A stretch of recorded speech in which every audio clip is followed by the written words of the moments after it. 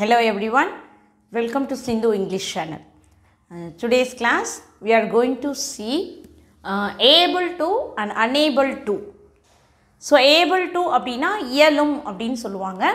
So இத நம்ம பார்த்தீங்கன்னா முடியும் அப்படிங்கிறதும் இந்த அர்த்தத்தை தான் வரும். முடியும் அப்படினா நம்ம can அப்படினு யூஸ் பண்ணுவோம். அப்ப I can do that work. என்னால் அந்த வேலையை செய்ய முடியும் அப்படினு சொல்லலாம். I am able to do that work.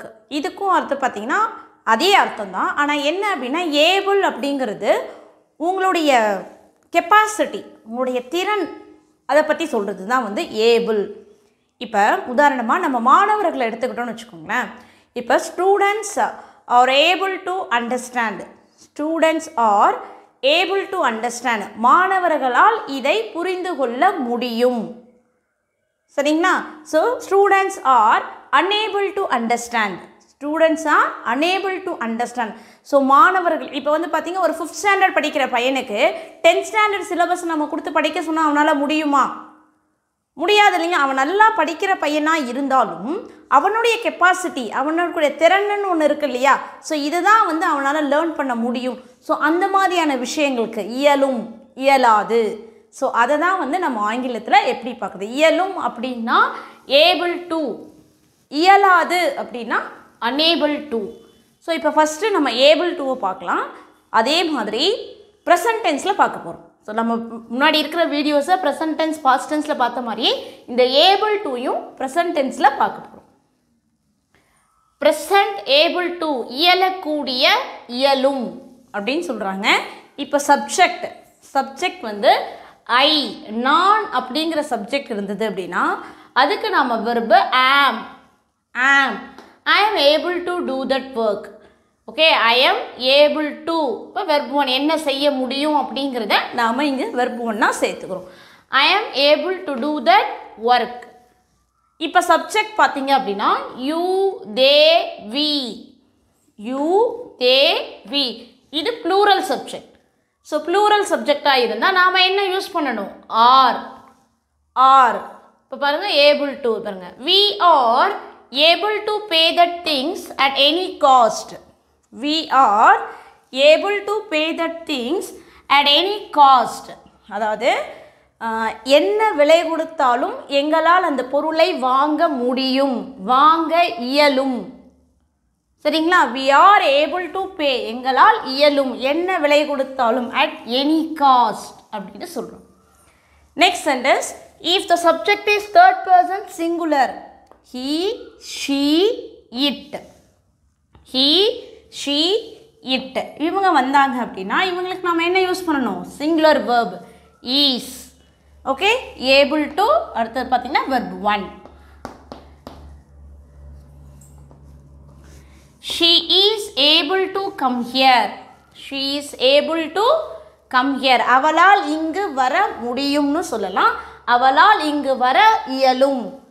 ஒன்றும் பிரச்சனை இல்லை, அவள் நடந்து வந்துருவா அப்படின்னு சொல்கிறோம் இல்லைங்களா? She is able to come here. So இதையே பாருங்கள், I am able to do that work. என்னால் அந்த வேலையை செய்ய இயலும்னு ஸ்டேட்மெண்ட்டாக சொல்லணும். அதே கொஷினாக நாம் எப்படி கேட்குறோம்? இப்போ என்னால் அந்த வேலையை செய்ய இயலுமா இதான கேள்வி. அதே மாதிரி தான் இந்த ஐ எடுத்துகிட்டு ஆம்க்கு நடணும். Okay, am I able to do that work?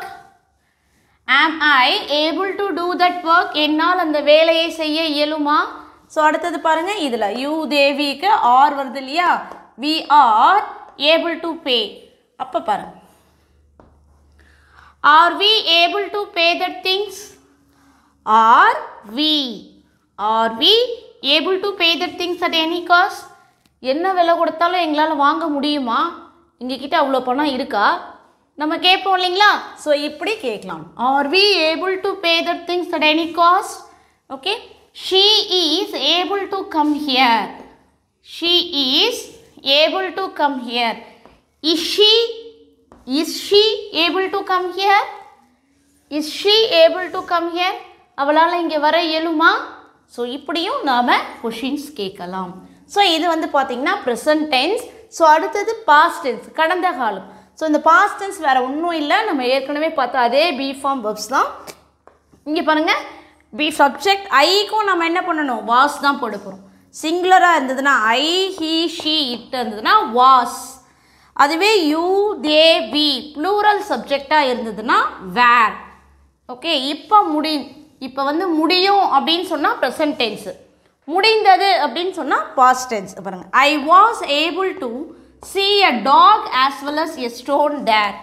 I was able to see a dog as well as a stone there. என்னால் ஒரு கல்லையும் ஒரு நாயையும் பார்க்க முடிந்தது. ஸோ இதையே அப்படியே நம்ம என்ன பண்ணலாம், ப்ரெசன்ட் டென்ஸ்லேயே சொல்லலாம். ஸோ ஐக்கு பதிலாக என்ன போடுறோம், am. I am able to see a dog as well as a stone there now. now அப்படின்னு சொன்னால் அது ப்ரெசன்ட் டென்ஸு. இங்கே வாஸ் போட்டு எஸ்டர்டேன்னு சொன்னால் அது past tense. You they we பாருங்கள், they were able to win the match yesterday.